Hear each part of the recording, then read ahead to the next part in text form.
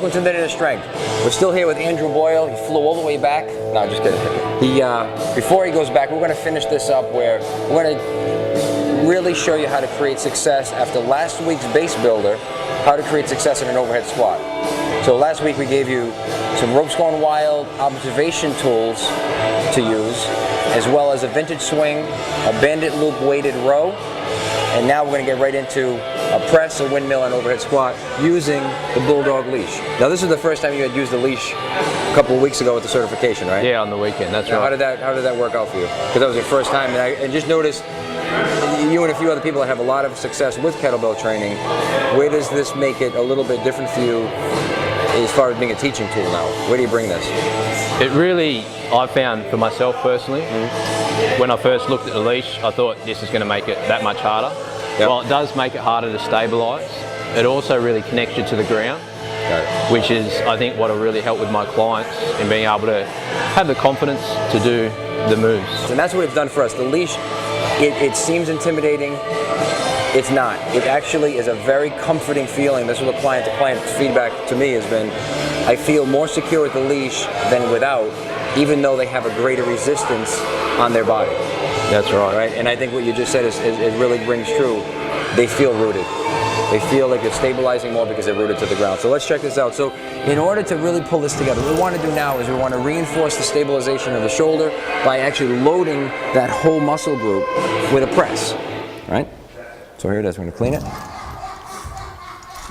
I'm going to sink right into that lat, keep the glutes tight, drive it overhead. Now the leash stays draped behind, so he doesn't step on it. It drapes behind his body, not on his body. Go right into the windmill. And again, this is a great first progression to actually doing an overhead squat. If someone can't do this windmill, they will have great difficulty with an overhead squat.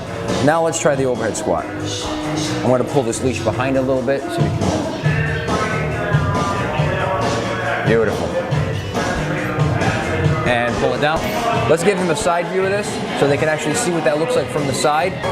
So you see how the leash is off of his body, it's not resting on his body. Completely stabilized through the shoulder, drive right under it. Gets under that weight, now go right into the overhead squat. Fantastic. And pull it down. Now the other thing to mention is you normally work out with a much heavier weight than this.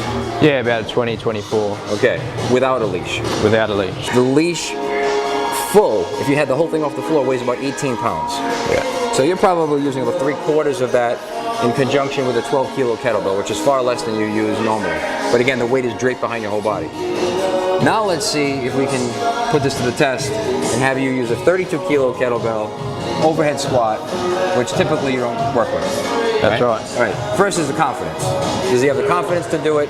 Clearly, as his instructor today, I can tell you that I know he has the strength. I have the confidence in these tools.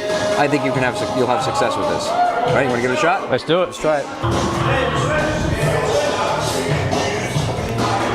Beautiful. Look how stabilized he is. Beautiful. Whole body's loaded and pull it down. Nice job, man. And there it is. Now, the reason we broke this down into 2 separate parts, 6 different exercises, actually 7 exercises. The reason is you have to build the base before you get into this type of work. It's a wonderful exercise. If it took you 6 months to get there, who cares? We're not in a rush. Build the base safely to create that type of success versus just starting with kettlebell overhead squats. If you had have told me to pick that up before we'd done anything else, yep, I don't think I would have had the confidence.